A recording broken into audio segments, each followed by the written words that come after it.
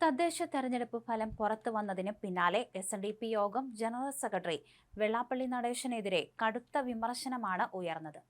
വെള്ളാപ്പള്ളിയുടെ വിദ്വേഷ പരാമർശങ്ങൾ മുഖ്യമന്ത്രി തള്ളിപ്പറയാത്തതാണ് തെരഞ്ഞെടുപ്പ് തിരിച്ചടിക്ക് കാരണമെന്ന വിധത്തിലാണ് ചർച്ചകൾ നടന്നത്. ഈ പ്രചരണങ്ങൾക്കെതിരെ ഒടുവിൽ പ്രതികരിച്ച് വെള്ളാപ്പള്ളി രംഗത്ത് വന്നു. പാവപ്പെട്ട സമുദായക്കാരനായതുകൊണ്ടാണോ തദ്ദേശ തെരഞ്ഞെടുപ്പ് ഫലത്തിന്റെ പേരിൽ തന്നെ മാത്രം ചിലർ കുറ്റപ്പെടുത്തുന്നത് എന്നാണ് വെള്ളാപ്പള്ളി വിമർശിച്ചത്. മുന്നണികൾ മതസാമുദായിക പ്രീണനം നടത്തുന്നതിനെതിരെ എല്ലാവരും പ്രതികരിക്കാറുണ്ട്. ന്യൂനപക്ഷ പ്രീണനത്തിനെതിരെ താൻ മാത്രമല്ല NSS നേതൃത്വവും പ്രതികരിച്ചിട്ടുണ്ട്.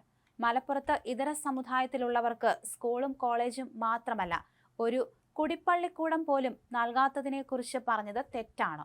വസ്തുതകളല്ലേ? ഈ വസ്തുത മറച്ചുവെച്ച് വർഗീയ പ്രചരണം നടത്തുന്നത് മുസ്ലിം ലീഗ് അല്ലേ? കോൺഗ്രസ് അവർ പറയുന്നതിനെയല്ലേ പിന്തുണയ്ക്കുന്നത്?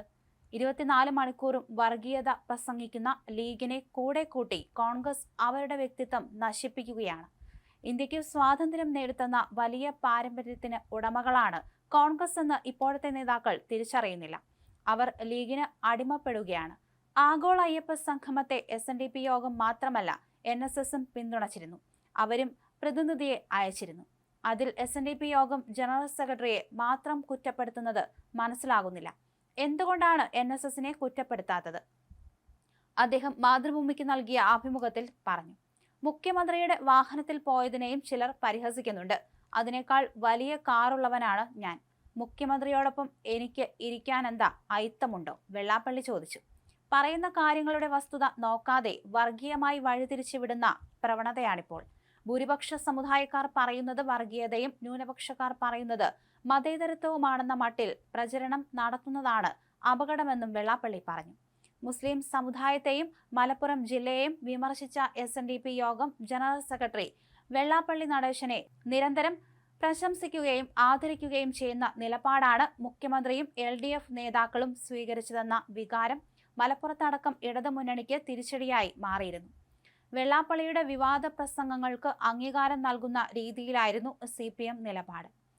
വെള്ളാപ്പള്ളി RSSന്റെ നാവാണെന്നും അദ്ദേഹം നടത്തുന്ന വിദ്വേഷ പ്രചരണത്തിന് അതിന്റെ ഒരു നേട്ടം NDAക്കാണെന്നും CPM നേതൃത്വത്തിന് തിരിച്ചറിയാനായില്ല എന്ന വിധത്തിലാണ് അവലോകനങ്ങൾ ഉണ്ടായത്. ശബരിമല വെള്ളാപ്പള്ളി വിഷയങ്ങളിൽ സർക്കാരിനെ വിമർശിച്ച് CPI മുഖപത്രമായ ജനയുഗവും രംഗത്ത് വന്നിരുന്നു.